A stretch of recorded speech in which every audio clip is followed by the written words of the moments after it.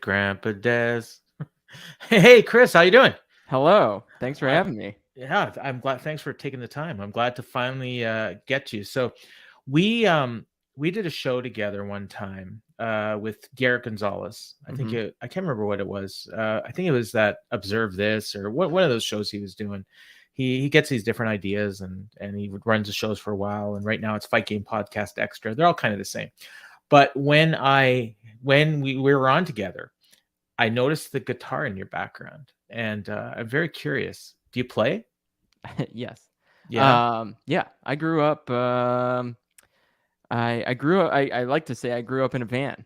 So I Okay. I I did my first tour with a band playing guitar and singing Oh wow. when I was I think a junior in high school. It was my spring break. We went on tour. Okay. And then that was my life for a long time. So you lead guitar? Just yeah, I we only had one guitar player, it was Oh, me, okay. so Okay. I guess both really. Yeah. Yeah. Yeah. Eventually we added another guitar player because I was more focused on singing. Yeah. But I was still playing rhythm, I guess. But What kind of style? yeah, like pop punk, pop rock. It kind of evolved. So Kind like of some 41, yeah, so like like that mid sort of stuff. 2000s Yeah. pop, Yeah. like really high energy, kind of loud but like catchy. Is that the Um kind of stuff you're into for listening, or is that just what you like playing? Sort of. Yeah, I mean, it's not really what I gravitate towards now unless it's really good. Like the stuff that stands out is still excellent, still standout stuff. Right now, I kind of gravitate more towards like Nashville pop. Okay. Little more acoustic, a little more organic, like real, real instruments, that type of stuff. What's Almost the Americana style. so you're talking like singer-songwriters almost Sort of, yeah, but like like with a band, I guess, okay, right? okay. So like the So not like a singer-songwriter guys, Chris Stapleton, but more like yeah, like a produced singer-songwriter. okay, okay. I think that's really the lane that I stick to now. Ben Rector had a big hit. He's one of my guys that I really enjoy. Um, I'm looking for new music, so I'm writing this down. yeah, Ben yeah. So Rector. Okay. Ben Rector's awesome. Matt Carney, he's really good. Trying to think of what I've been listening to a lot lately, kind of in that space. Let's see. You're in the Discord, right?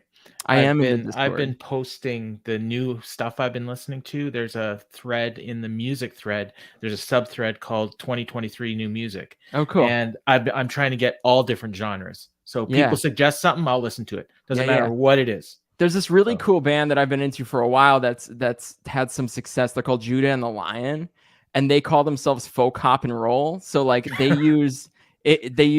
got a banjo and a I love that mandolin, name. and then they have like a lot of like hip hop beats too. So like it's really groovy, real big emotional, like kind of song chanty type songs. But it's like their live shows are an experience. Like they're super awesome. So Judah and the Lion. yeah, yeah, Okay. yeah. I I I think you'll appreciate this story. I have a buddy who well, two actually. My best friend, he was the best man at my wedding, and this is a long time ago. I think before you were born. I think it's scary how young you are. I Um I look younger than I am. well, aren't you in like your mid-20s? No, I'm Oh, 30. okay. I'm 37. Oh, okay, okay. For Yeah. some reason, I'm mixing up with somebody else then. For some reason It's I thought the no, it's the lack of my ability to grow facial hair. it's not that. I honestly thought you had told me you were 25 at Mm. some point. Like, I have no idea if you're under 40, you're 20 or you're Yeah. 39. Like, it makes No, no that difference makes to me sense.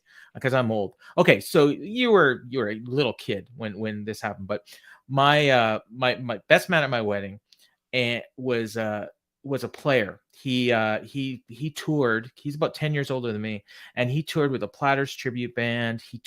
He would just take any gig. He was a Sure. drummer, and it didn't matter if he liked the music or not. He like if it paid money, he was doing it. His brother is one of the best drummers I've ever heard, and he got offered a gig to tour with Amanda Marshall. I don't know if you know who she is, but she's a big Canadian artist, and in the late 80s, early 90s, she was pretty big, like Okay. just under like an Alanis Morissette. And he would have made thousands, tens of thousands. And he's like, I'm not playing that shit. And so he says no. 10 years later, like, and he was hard rock. That was the kind of stuff he liked to play, like heavier than like Poison and Motley Crue and that. Like he was hard rock. 10 years later, this guy's playing in bars and doing uh, oh my God, I'm blanking. Like country, but what's bluegrass. He's Okay. a bluegrass band. And and he liked it. He enjoyed Yeah. it, whatever. But he's like, and I talked to him and I says, what are you must be kicking yourself over that Amanda Marshall thing. He says, dude, you have no idea. Like he says, I regret that every single day. Yeah. Like, Yep. yeah, because it doesn't have to be what you like if it pays. If it pays, then you can make some music. That's a good run. Yeah. I was just talking to someone. So the band I was in had a really good run. We toured America a ton. But I was talking to someone the other day about my only regret with the band. It was my therapist. My only regret with that band is that we could have had a chance to go to Europe and tour. It would have cost us a shitload of money, but we would have gone to Europe and played a bunch of club gigs and toured Europe, and I would have then seen Europe. And I still have, like, spoiler alert, I've never been out of the United States. So we didn't go. You haven't even been to Japan, and we'll talk about that in a bit. I have not been to Japan. Wow. Yeah, so I've been to 44 U.S. states. I've been to 37. Oh, that's pretty good and I'm in Canada for a Canadian. Yeah, that's really good. Yeah. So I've been to 44 U.S. states, but never out of the country, which I'm clearly working on. My daughter and my grandkids are in the UK right now. Okay. I'm so jealous. Yeah, because I've never been. I've been to Jamaica. Okay. Mexico. But nowhere like east or west, like Europe, like no other continent. Yeah. So, okay. yeah. Okay.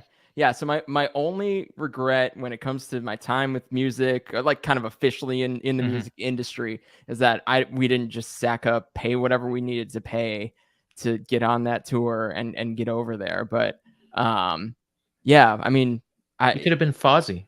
Could have been. I mean, honestly, we sold as many albums in the UK as we did in America.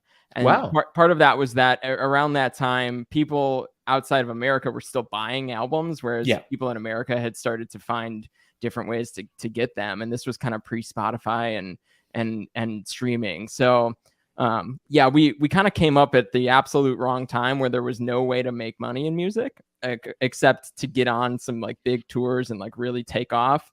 So a lot of the bands from that era, kind of that mid 2000s era, they really could have been something, but couldn't figure out how to monetize the business, which, I mean, when it comes down to it, I look back at that time and it's pretty indicative of what I do now too with wrestling. It's like, you kind of do it for the love, and you do some DIY stuff and you meet some cool people, and it's more about community and people than it is about, grand success, which, some of my best friends I met through the band, and some of the best friends that I have now I met through wrestling. And it's kind of it's a cool parallel.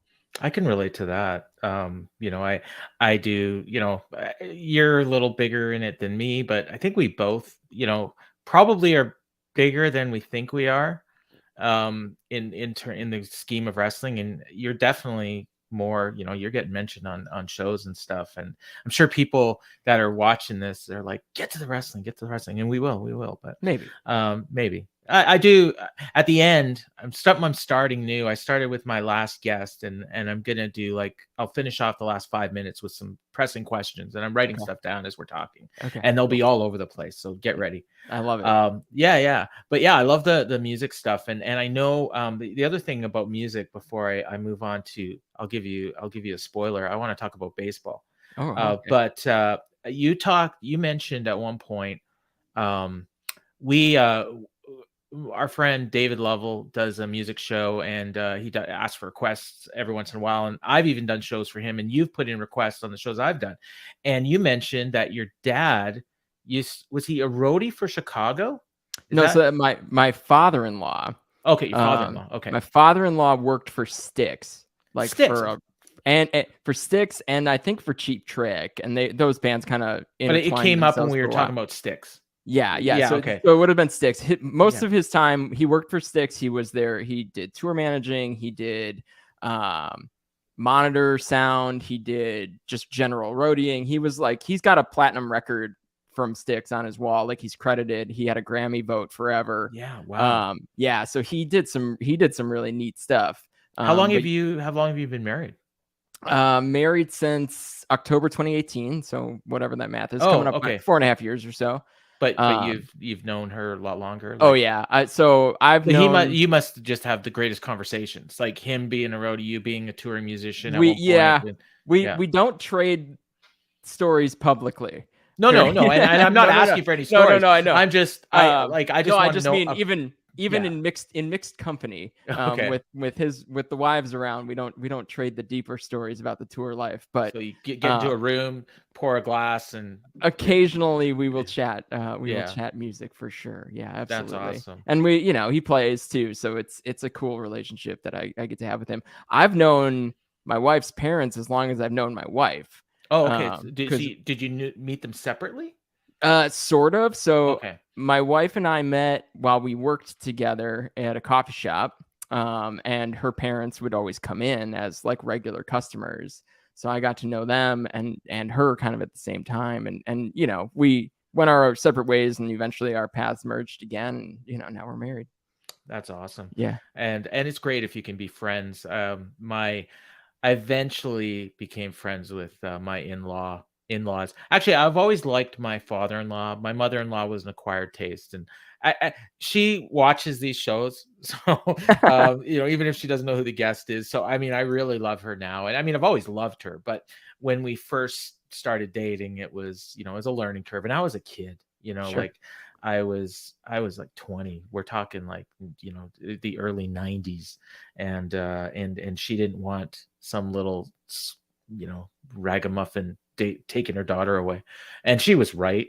I was not even close to be ready, but you're stubborn, and we're still together. So so another thing that we you're from Chicago. Yep. And you're a White Sox fan, right? I am. Yeah, they're not very good this year. They're very good on paper. Yeah. There's a lot of great names on the team, but they are not good. No, like I haven't looked at their record recently, but they just played the Blue Jays. Yeah. And the Jays swept them, and they weren't close. No surprise. Yeah. And the Jays are, they're pretty good, although they're on a bit of a losing streak right now. Yeah, I mean, they're gonna be. They are good, and they're gonna put together a couple of big. They'll runs. do like they'll hit like 95. Yeah, I'm looking at it right now. The White Sox are 10-21, which is bad. Believe it or not, very, very bad. They still got a chance in the Central. I mean, in the Central, right? They're believe it or not, they're only 7 games back, and they're about to pull a win from the Twins. I think today.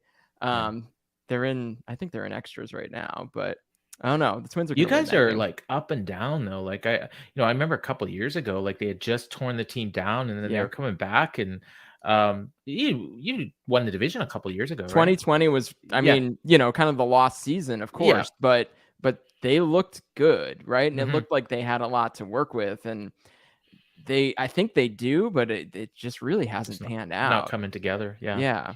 I mean, it's early. I mean, you can go 10-21 in, in July and August, and if the rest of the season is good, nobody even notices. You've still got 130 games. Exactly. Yeah. So, and you're going to win. You're going to win 100. Or I should say, you're going to win. You're going to win like 70. Yep. And when those other 60 come, like who knows? And then, exactly. Yeah. So. And they got money, so they can do. Yeah, they do, but they're one of 3 teams in Major League Baseball that's never given a $100 million contract. So like that, it's like them, the A's, and the Royals. So and the White Sox should not be in that group. I would not have guessed. Like I would have said the Rays, the Marlins, right?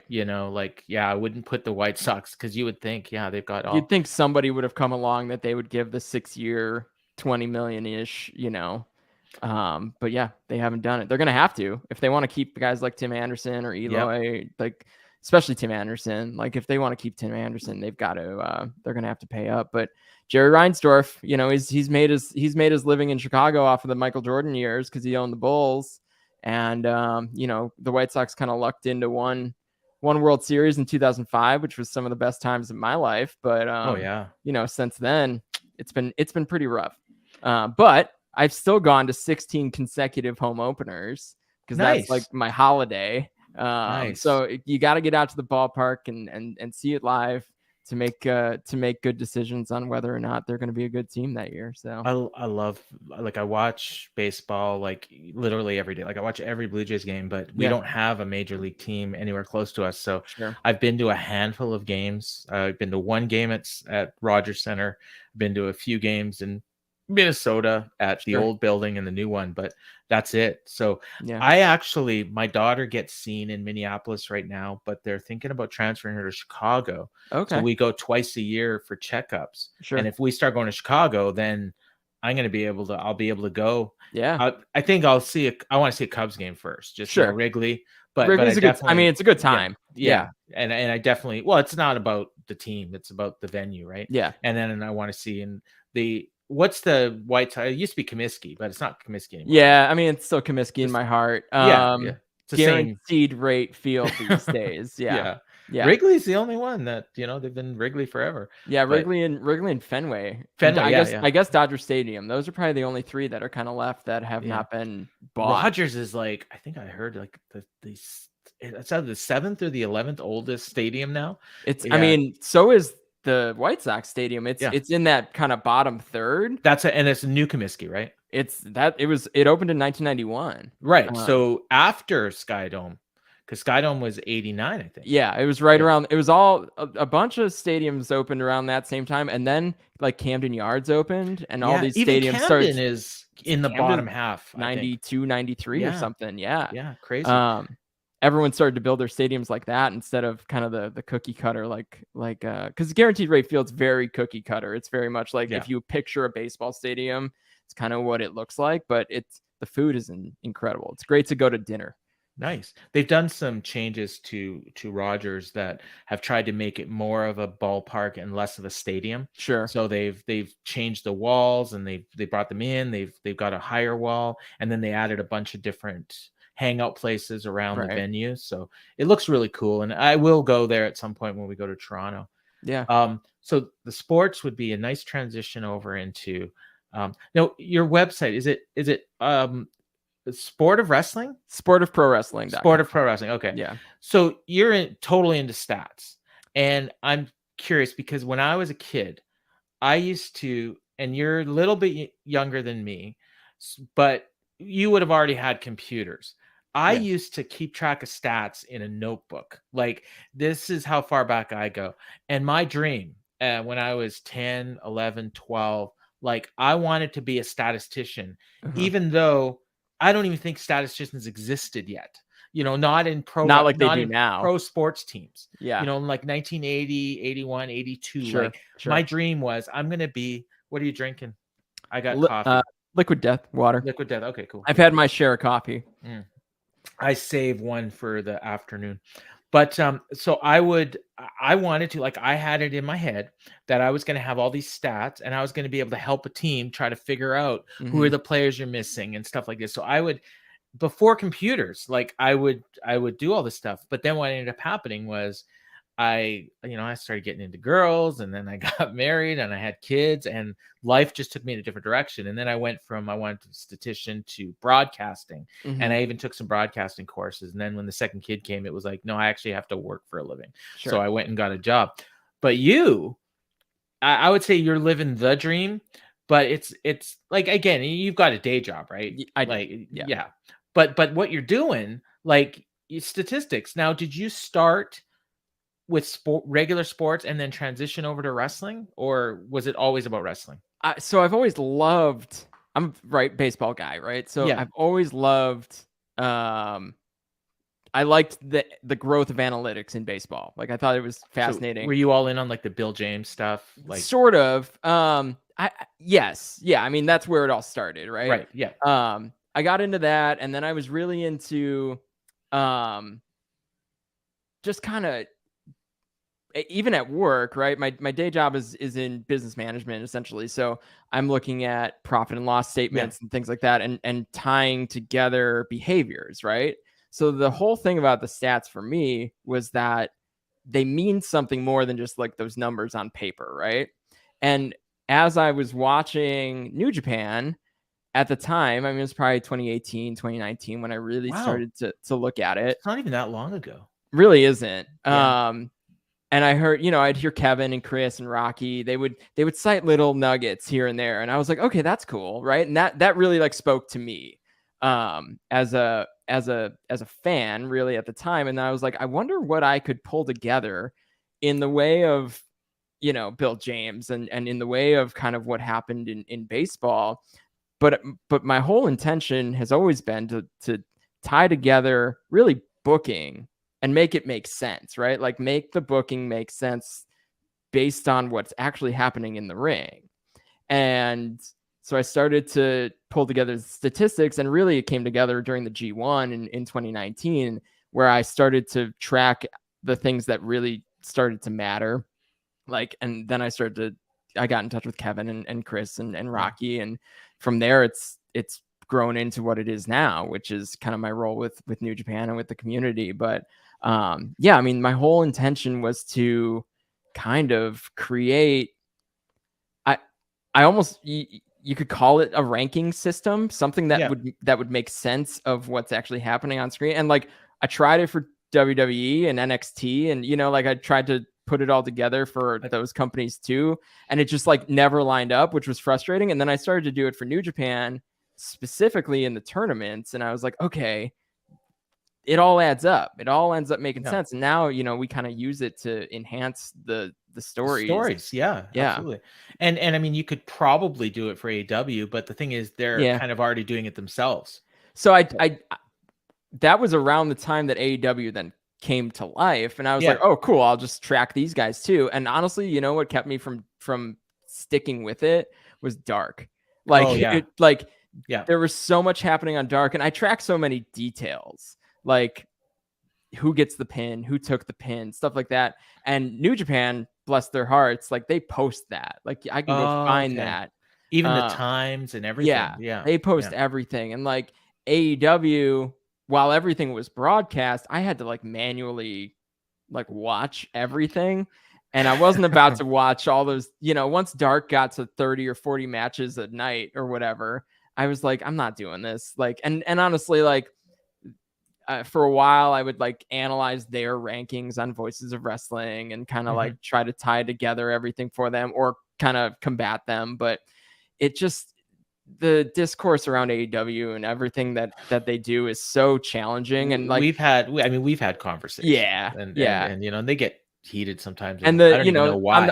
On the New Japan side, like people expect this type of coverage. Yeah. And it works. Right. It works. Right. Now, your thing is called the sport of pro wrestling, but you've talked about, and you really got me thinking, and I think we've talked about this, but you've mentioned the art of pro wrestling. And of course, that's Colt Cabana's old podcast, right? Art of Wrestling. Yes. But I never really thought about what you meant. And we had, so at the end of 2022, there was the Voices of Wrestling put out a list of the top, I think it was the top 50 wrestlers or the top 100 or something. It's probably the FSM, yeah. Yeah, and there was like 9 people on the panel. You weren't on the panel, were you? I was not. No. Okay. But there was 9 people on the panel, and I looked at this list, and I think there was like 2 people from WWE on it. And I'm like, I watch WWE, I watch AEW, I watch New Japan, I watch Indies, I watch a ton of stuff. And I'm like, like WWE has some really good wrestlers. And I'm like, if they're not putting any WWE wrestlers in this list, I don't even think they're watching. And I was like discrediting this list. And then you pointed out, that some people like the art of pro wrestling as opposed to business.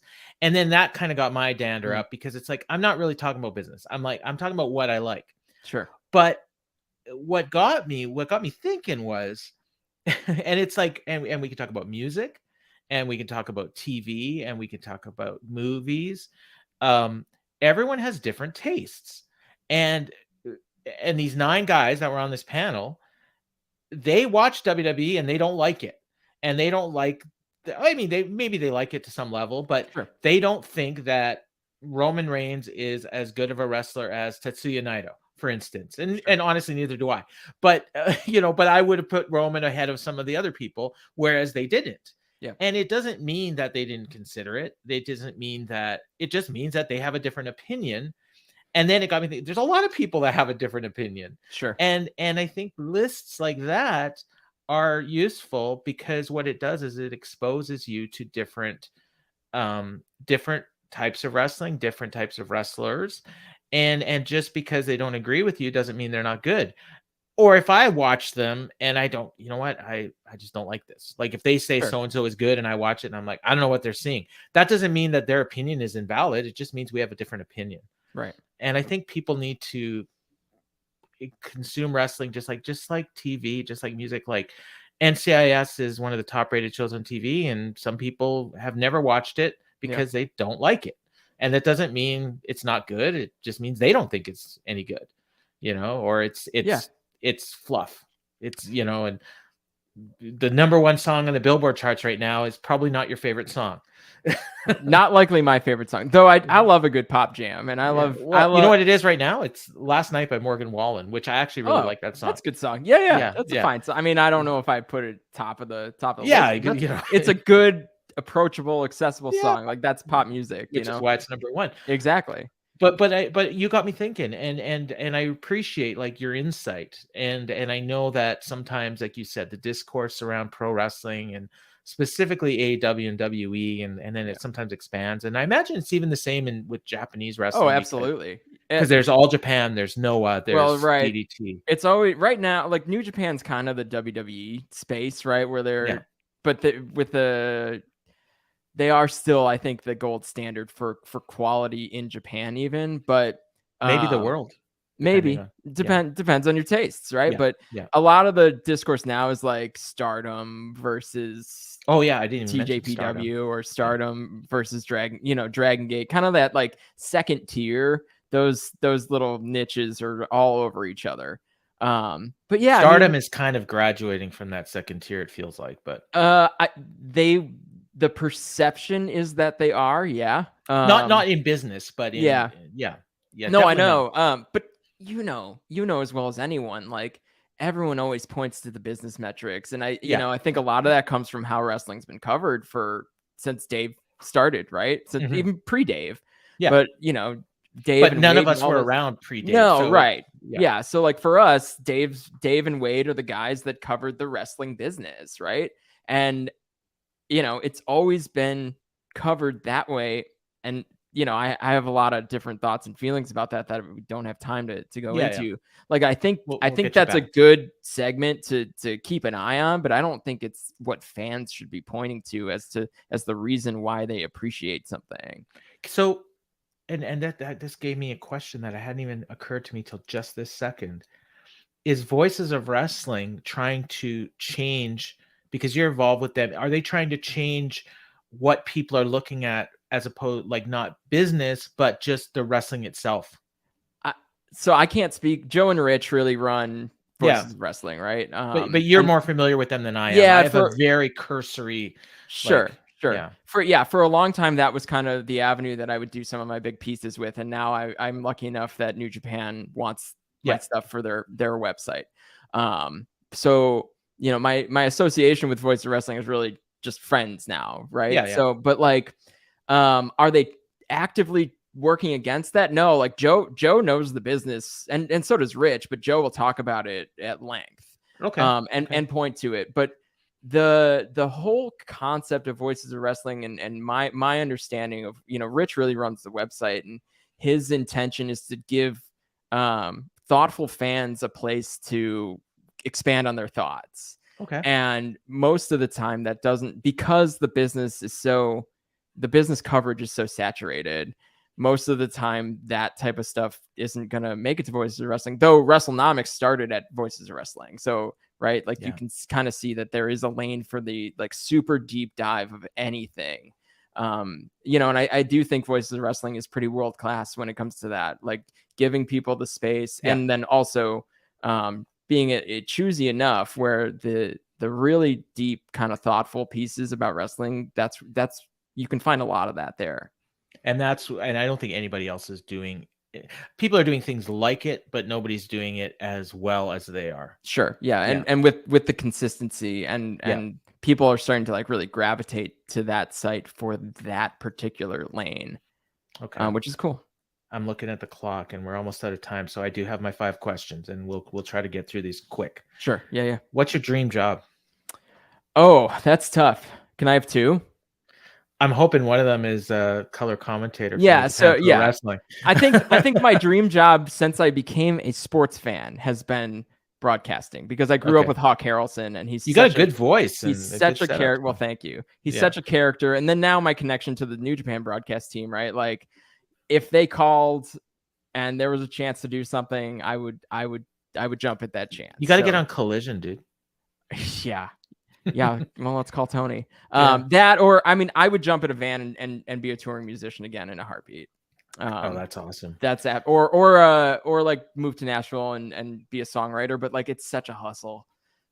Just like anything in the entertainment industry, it's a hustle, and like, it's hard for me because I kind of have 2 things in that space, and I kind of give a lot to wrestling and a little to music, and I'm trying to balance that out a little bit. But yeah, I think if I had to pick one dream job right now, broadcasting for wrestling would be just incredible. When Mookie got hired by AEW, I was friends with him, and I talked to my wife, and I'm like, if a guy, some random millionaire, offered me a job to go work for like this wrestling company that I was going to start up, would you let me do it? She's like, no chance. So I'm stuck what I'm doing. Listen, if they offer benefits and a good doesn't rate, matter. She would not let me go. But you're in a different situation. You don't have kids, right? Not yet. Yeah. So, okay. This one, I have a feeling you might not even have an answer, but I'm going to ask it anyways. Do you have a second favorite baseball team? It rotates. Okay. Yeah. So for a while it was the Pittsburgh Pirates, because I always felt like this year. Right. Yeah. They were always on the cusp. They were always a really young team, and I thought maybe attach myself to them. Plus, I just think that stadium is the most gorgeous stadium I've ever been to. PNC? PNC is a great park.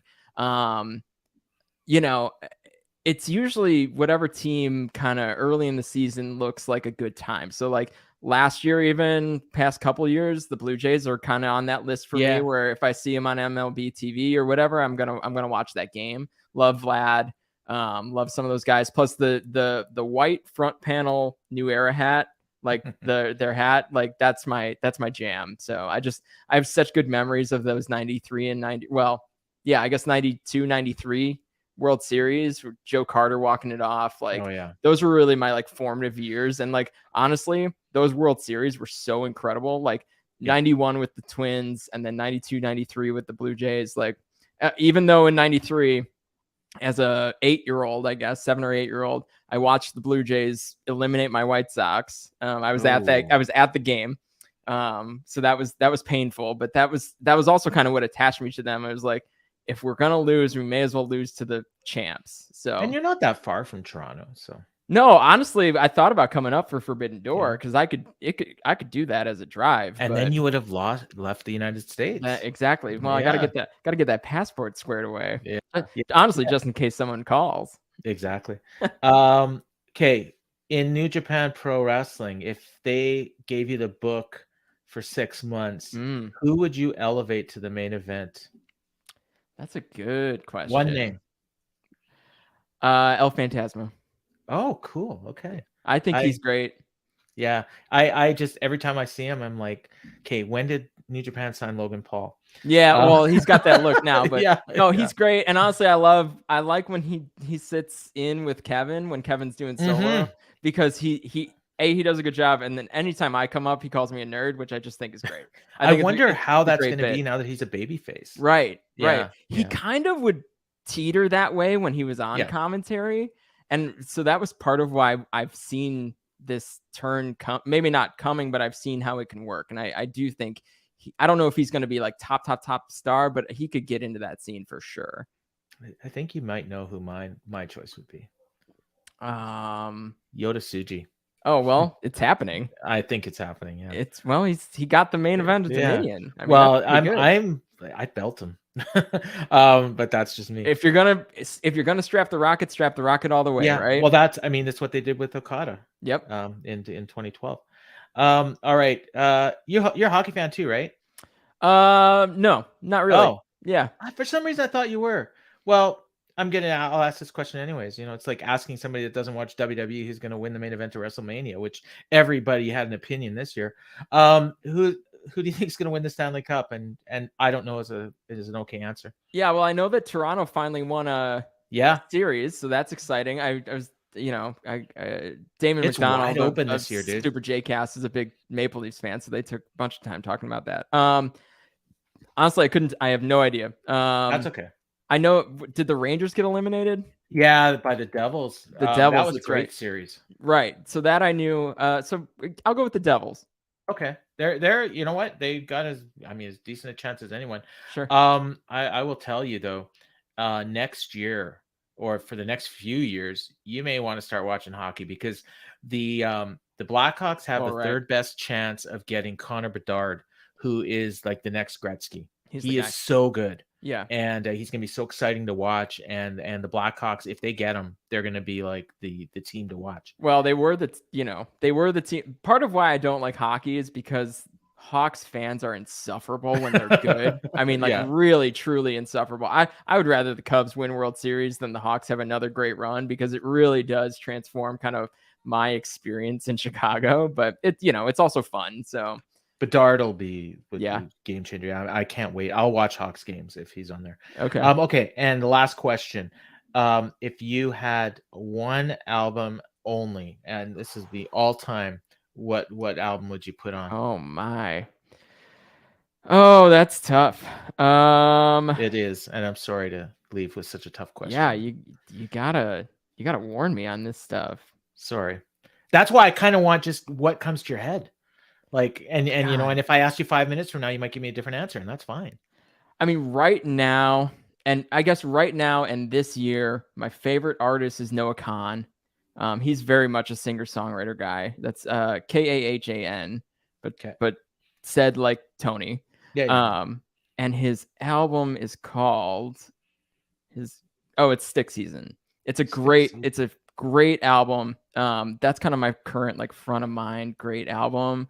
I don't know that it's my like Desert Island album, but now it's the album that I would bring with me. Right now, like we finish this show and you're going to go listen to music, boom. Yeah, I'm going to start there and see where Spotify or YouTube Music takes me. You do the same thing as me. Absolutely. Then. Yeah. So my my answer to this, when someone asks me, is I have a pat answer, and it's Spanish Train and Other Stories by Chris de Burgh. Oh, okay. And Chris de Burgh is like, everyone knows him for Lady in Red, but the Spanish Train and Other Stories is a completely different album, and it's stories it's really cool. My uncle gave it to me when I was 9, and I've owned it on 8-track, on cassette, on album, on CD, MP3, everything. And it's just my favorite. But I want to thank you. We went a little over, and that's okay. Hopefully for you. And I'd love to do this again sometime. This was so much fun, and hopefully people enjoyed it. Chris, you got anything you want to plug? No, I mean, you can find me on Twitter at Chris Samsa, and you can find most of my kind of bigger work you're going to find at New Japan's English website these days, njpw1972.com. And watch any New Japan show, and you'll hear Kevin Kelly shout out Chris Samsa, which is, I'm sure, how most of you watching know about him. So I want to thank you again, Chris. And for everyone listening, this has been Cup of Joe with...